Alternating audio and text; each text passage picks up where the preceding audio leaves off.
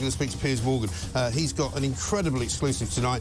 You might have read about it. It's been trending on Twitter for about the last 3 days. 90 Minutes with Ronaldo. It starts at 8 p.m. tonight. It's also tomorrow night as well, exclusively on TalkTV. Cristiano Ronaldo talking about his time at Manchester United, how he feels about the club, but also he talks for the first time about the loss of his son. What was that like for you, that time in your life? It's probably the worst moment that I passed through my life since my father died. You know, when you have a kid, that you expect that everything will be normal, and you have that problem. It's hard, you know, as human being that I am. Me and Georgina, we had quite difficult moments because we don't understand why happened to us.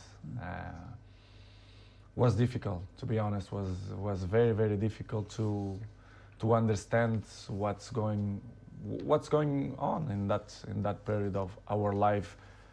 As you know, the football carry on. They are so fast, many competitions. The football don't stop. We have many competitions. And pass through in that moment was probably the most difficult moment that I had in my life. Me and my family, especially Gio, that was tough. Incredible interview, Piers. Good morning to you. Absolutely a fascinating look inside the world of a man who's possibly one of the richest men on the planet, but who's in the end sitting there just as a father. Yeah, I mean, I think that to me is the most kind of powerful part of the whole interview. Actually, you know, football's one thing, and all the machinations around that, and his views about Manchester United and so on. But I think in the middle of all this turmoil on the pitch, to then have to go through really a sort of unimaginable heartache where his girlfriend gave birth to twins and one lived and one died. I mean, you can't imagine it. And I think, you know, when he talks about the complexity of what emotions you feel in that moment, on the one side, desperate sadness, on the other, of course, great joy for the girl who survived. It's something none of us would ever want to go through. And then, as he points out, to then have to go straight back into playing endless more football matches, you know, really, really difficult.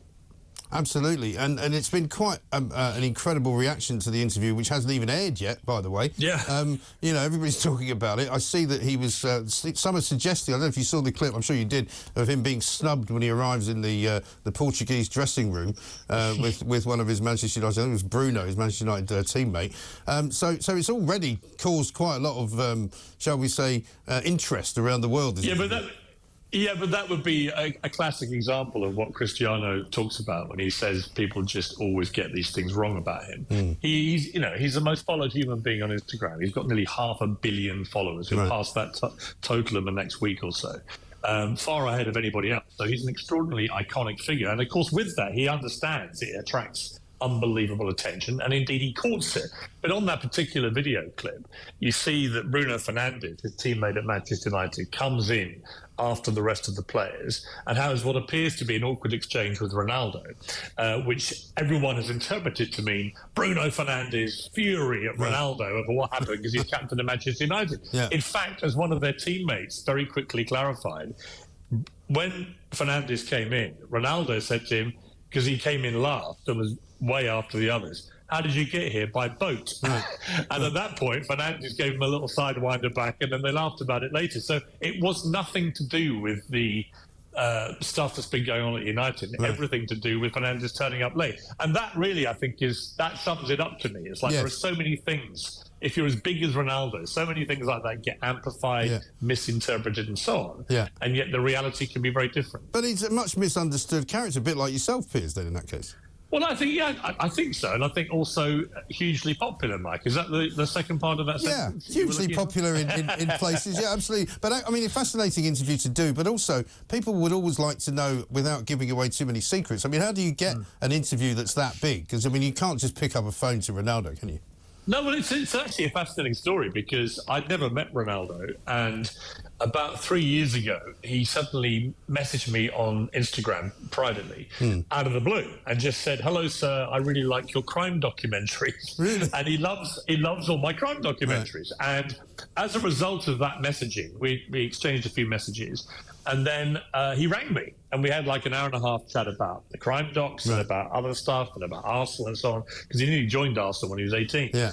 And we just got on really well. And then after a few months, I suggested we do an interview. He was at Juventus at the time. He agreed. I flew out to Turin, had an amazing interview with him, and also an extraordinary dinner with him afterwards for about 4 hours, just with my eldest son, him, Georgina, and a couple of others. And he really liked that interview. And then we stayed in touch, and we've become, I mean, I know it sounds odd and weird. It's a bit not for you. No, I know you well enough to know it's not at all weird for you to have friends like Ronaldo. Well, we've become really good friends, and we message each other most days. We chat on the phone quite a lot, and quite recently, a couple of weeks ago, he just contacted me to say, "I want to do a big interview, and I want it to be with you." Right. And that was it. He basically handed it to me on a plate, which is, it was great. But at the same time, I was aware from all our contact and conversations in the last few months how he was feeling.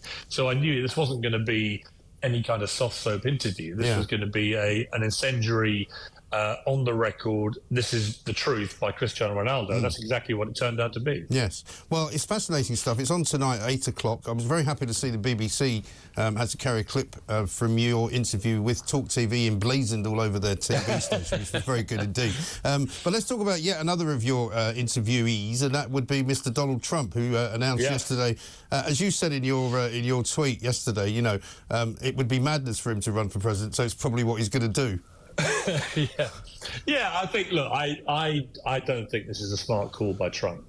I think the reality of the political landscape in America is that he backed a lot of very high-profile people in the midterm elections who then failed, and the common theme between almost all of them was that they supported his ludicrous claim to have had the 2020 election stolen from him, and that it was all a rigged election. Now, you may remember when I launched my show on TalkTV, I did a pretty explosive interview with him in which he erupted with fury over my statement that I didn't believe the stolen election claims. But I also warned him in that interview, if you keep banging this drum about the past and about the last election, I think it's going to make you unelectable in 2024. And he's totally ignored me. He's ignored a lot of people like Mike Pence, his former vice president, Mitch McConnell, the head of the Republicans in the Senate, and so on. He's totally ignored all the people who've told him this. He's carried on banging this drum.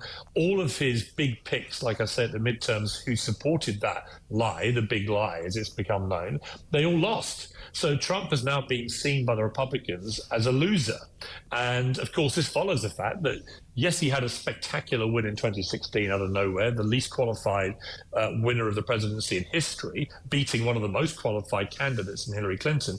But at the last election, he not only lost the presidency, but the Republicans lost the Senate and the House. And they've had, actually, this time, they've almost certainly retain the House. They might even retain the Senate. I mean, they might even retain the House, which would be extraordinary. Now, it's unlikely they'll do both, but the fact they're even close is a very, very bad result for the Republicans, and a lot of the blame is going on Donald Trump. And I think the emerging superstar of the Republican Party is this guy, Ron DeSantis. I've been talking about him all year. He's a governor of Florida, hugely popular. He's turned Florida into a red state from a blue state. He's hugely similar to Trump in many ways on policy. And of course, all of Trump's policies were very popular. It's Trump's style and rhetoric which has always been the big Achilles heel for him. And DeSantis has none of that. He's quite statesmanlike by comparison. He respects democracy and the democratic system, but he looks like a winner, and he's almost half Trump's age. So I think if Trump continues to run as he has now announced he's going to, I think DeSantis will beat him to the nomination, so Trump will lose again. Could it be possible that Donald Trump is actually playing a blinder here by making out that he will run, but then sort of handing over the baton to DeSantis because he proves by running himself that DeSantis is a much better option? I think you're looking at that in fairly rose-tinted spectacles, Mr. Graham. I don't think that's how Trump works. He's a supreme narcissist, and that's part of his appeal to a lot of people. But no, I think that he feels very threatened by DeSantis. He's already dubbed him Ron DeSanctimonious. He's gone after him now a few times. DeSantis has just said, look at the scoreboard. Look at what happened in the midterms. He was the big winner, and Trump was the big loser with all his endorsements. So I think Trump's made a mistake here. Also, he's going to be nearly 80 himself by the time of the next election. And do you really want to have somebody of that age when, if Biden was to run again, it should be easy pickings, I would have thought, for the Republicans to win if they had somebody younger and more dynamic. And in DeSantis, that is where, I always think, Mike, you and I have followed American politics for decades, more than we'd like to admit in terms of time. And the truth is, you follow the money. And where is all the Republican donor money going now? It's shifting from Trump to DeSantis. Yeah, absolutely right. Can't let you go without mentioning Matt Hancock. I'm told Gina Coladangelo is on her way out to Australia. It might be that he gets kicked out this weekend. I don't know. Your show last night was very entertaining, but also had a serious point from the cock in his constituency. A lot of people very angry with him.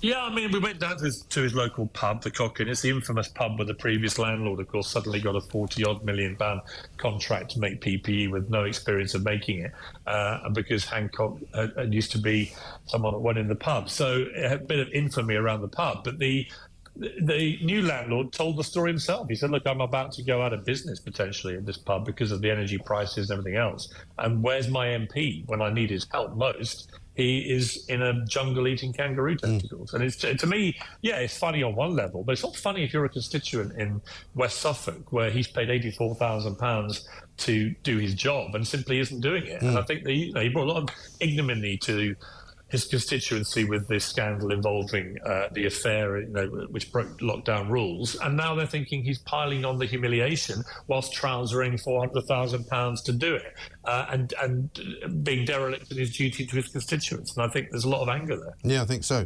Great stuff, Piers. Good to talk to you. Thank you very much indeed for joining us. Piers Morgan Uncensored tonight, 90 minutes with Ronaldo, 8 p.m. Tomorrow night as well on TalkTV. This is the place to be for all of these great interviews and these great shows. This is TalkTV.